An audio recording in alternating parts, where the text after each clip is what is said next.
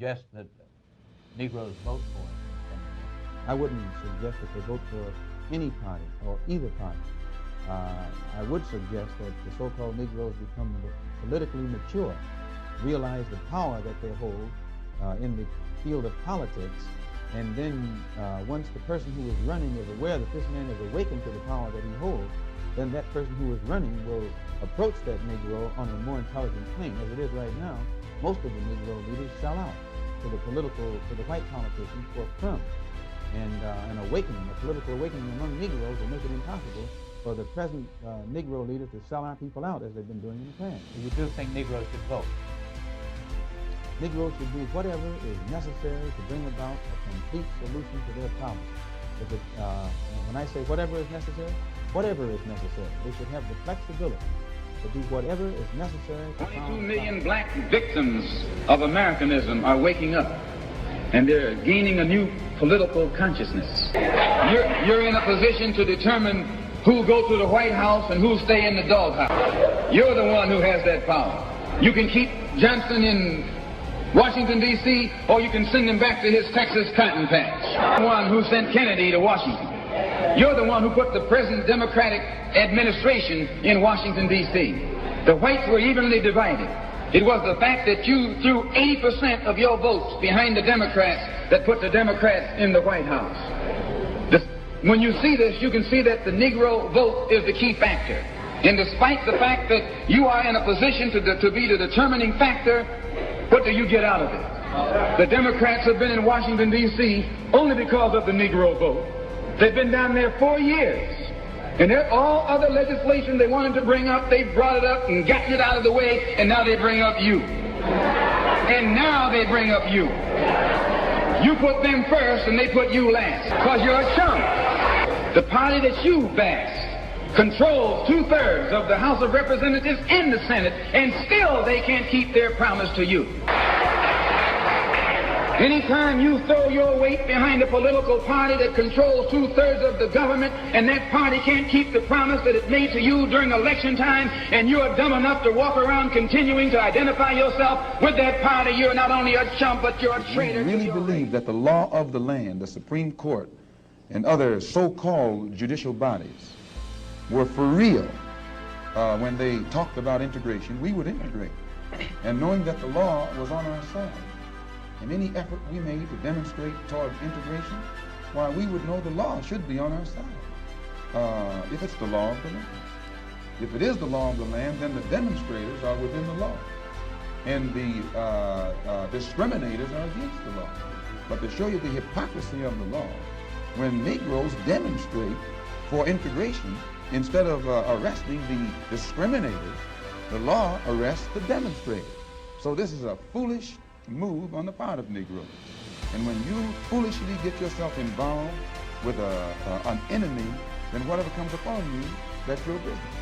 As Muslims, we believe that separation is the best way and the only sensible way, not integration. And but on the other hand, when we see our people being brutalized by white bigots, white racists,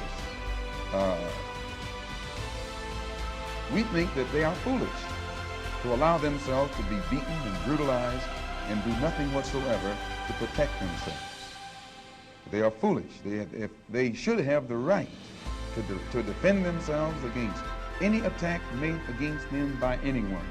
If a dog is biting a black man, the black man should kill the dog. Whether the dog is a police dog, a hound dog, or any kind of dog. If a dog is sick on a black man, when that black man is doing nothing but trying to take advantage of what the government says is supposed to be his, then that black man should kill that dog, or any two-legged dog who sicks the dog on it. Should other black men help that particular person who was attacked? I think you'll find, sir, that there will come a time when black people wake up and become intellectually independent enough to think for themselves, as other humans are intellectually independent enough to think for themselves. Then the black man will think like a black man, and he will feel for other black people. And this new thinking and feeling will cause black people to stick together. And then at that point, you'll have a situation where when you attack one black man, you are attacking all black men. And this type of black thinking will cause all black people to stick together. And this type of thinking also will bring an end to the brutality inflicted upon black people by white people. And it is the only thing that will bring an end to it. No federal court, state court, or city court will bring an end to it. It's something that the black man has to bring an end to. Recently, we have to go to the root. We have to go to the cause. Dealing with the condition itself is not enough. And it is because of our effort toward getting straight to the root that people oftentimes think we are dealing in hate. We are oppressed. We are exploited. We are downtrodden. We are denied not only civil rights, but even human rights. So the only way we're going to get some of this oppression and exploitation away from us or aside from us is come together against the common enemy. Who taught you to hate the texture of your hair? Who taught you to hate the color of your skin to such extent that you bleach to get like the white man? Who taught you to hate the shape of your nose and the shape of your lips? Who taught you to hate yourself from the top of your head to the soles of your feet? Who taught you to hate your own kind? Who taught you to hate the race that you belong to? So much so that you don't want to be around each other. No, before you come asking Mr. Muhammad, does he teach hate? You should ask yourself, who taught you to hate being what God gave you? And I, for one, as a Muslim, believe that the white man is intelligent enough.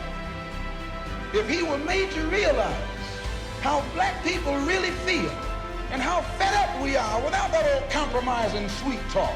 Stop sweet talking. Tell him how you feel. Tell him what kind of hell you've been catching, and let him know that if he's not ready to clean his house up, if he's not ready to clean his house up, he shouldn't have a house. It should catch on fire and burn down.